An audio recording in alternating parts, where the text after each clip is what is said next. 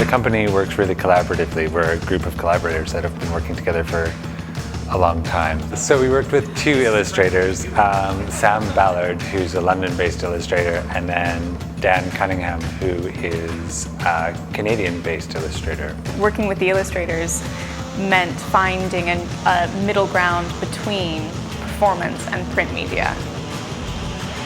I think one thing that was interesting about working with illustrators is finding this balance between what we wanted to see on stage, what we wanted to see in the background. We didn't want the images to just be background. They're an integral part of the storytelling. And so it was this kind of balance. I mean, it felt at times a bit like writing a comic book, but then with this added massive element of that it also had live bodies on stage. So it was a kind of back and forth between this three-way of images and words and bodies on stage. The visual theme of the show is a combination of static images that have been manipulated from illustrators as well as original content that we've created.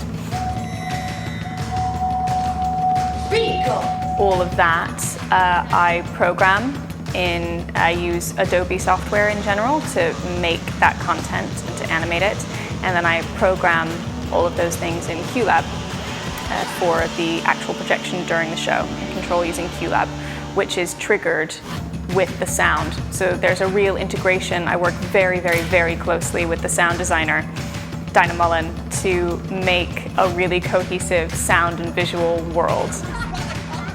I've learned a lot about my own craft and what I do, and I've learned how to do a lot of new things. If you had asked me a year ago if I would have been able to program 1,195 video cues in a day, I would have said no.